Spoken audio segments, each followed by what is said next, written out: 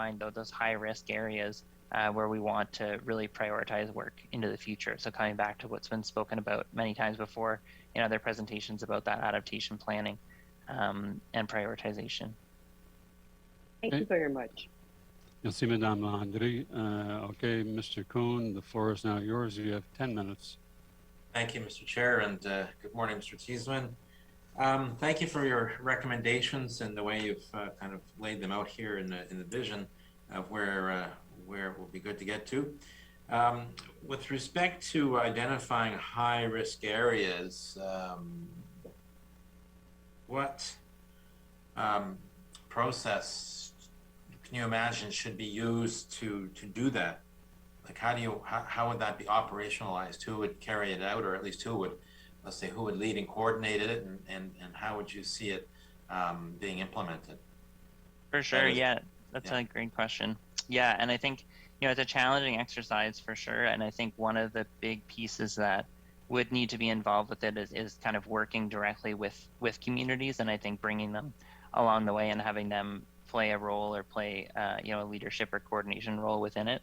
I think that a big piece is really going to be focused around how do we prioritize some of these areas. We know even from the flood hazard mapping tool that came out this week that we have a lot of places that are of high risk, and the province has already gone through and identified some of those high risk communities from that perspective and prioritize some of the adaptation plans for those areas. And so I think we have to look at a number of things. We have to kind of look at what are the current projections in terms of climate change, and get those as up to date as possible to say, okay, here are some of the places, some of the communities that we know that are going to be facing some of the greatest impacts, whether it be from sea level rise or coastal erosion or from inland flooding. And then I think it's a matter of working with those communities very, very closely to say, that we want to work together on finding some solutions and understanding where these risks are. So I think as a starting place, that is where I would recommend starting.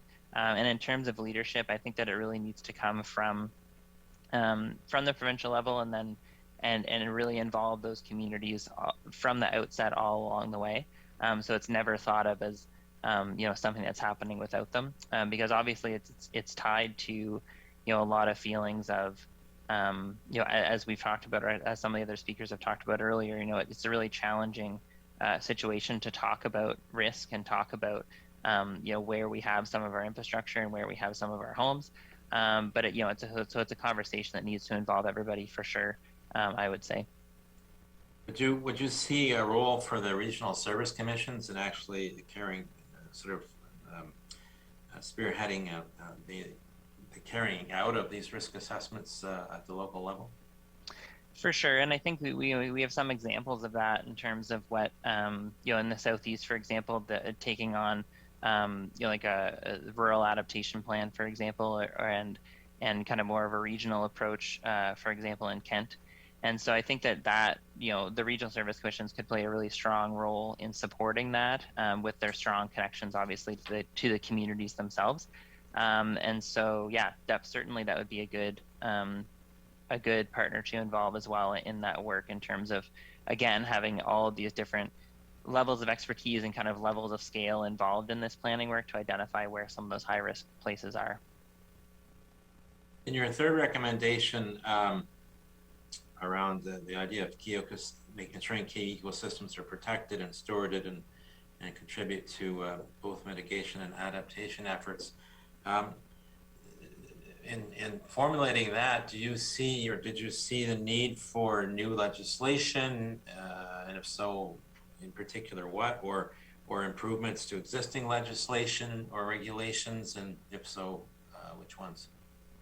For sure, yeah. I think that it would be great to see some leadership on some new regulation around recognizing the importance of some of these key ecosystems, like coastal wetlands, for example, and our forests and our natural coastlines and dune systems, for instance, to say, to have regulation that does offer protection for those ecosystems in a real way that says, we recognize that this system not only is important for biodiversity and for our wildlife, but it's also providing these services that are beneficial for all New Brunswickers.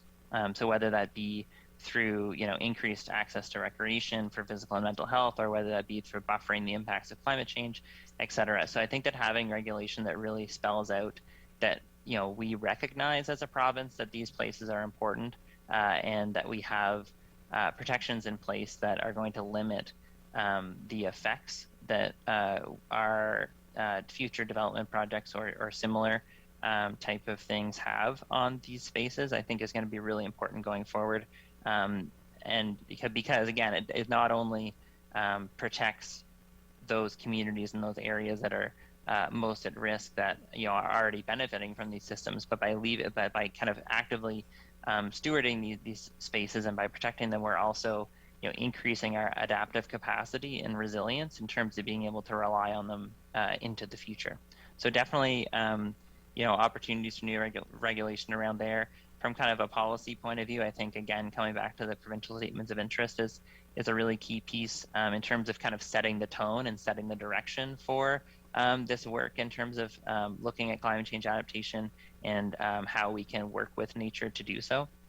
And so, yeah, I think that there's a lot of pieces that are within that. And I guess I would also, encourage looking at some existing regulation and also policy, I guess, as well, to think about, where are there some gaps or where are there some areas that we can fill that would prioritize some of this work kind of across other government departments as well, so that everybody's kind of working off the same playbook or working on the same page when it comes to nature-based climate solutions. So would you see the Climate Change Secretariat taking the lead on this to get it done, or would it be something that needs to be mandated to the Minister of Natural Resources and Energy, for example? Yeah, well, I think that's a really great question. I think that the Secretariat has played a great role in kind of encouraging and enhancing the opportunities for looking at natural infrastructure and nature-based climate solutions in up to this point.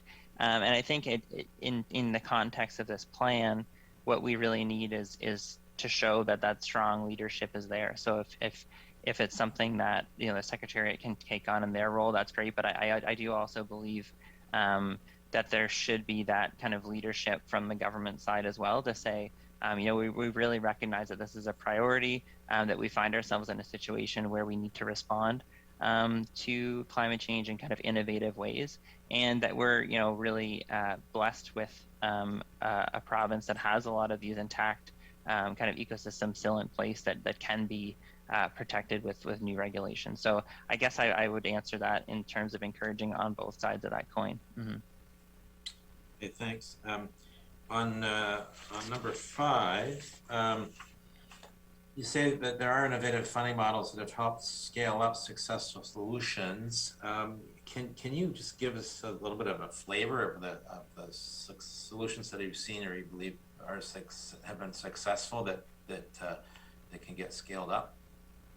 For sure, yes. So there's examples that there were some really exciting examples of things that are happening across the province. So we have, for example, in the southeast and the northeast, some watershed groups that have really taken the idea of living shorelines and have tried to and are trying and being successful at increasing expertise and capacity related to that. So living shorelines being steps that individual landowners or other entities can take. For example, departments of transportation infrastructure, if they're thinking about work they're going to be doing along the coast on roadways, that incorporate living elements into shoreline protection. So whether that be planting native species to help anchor some of the sediment in the soil, whether that be a hybrid solution of using some rock and interplanting grasses and shrubs in there to help anchor some of that.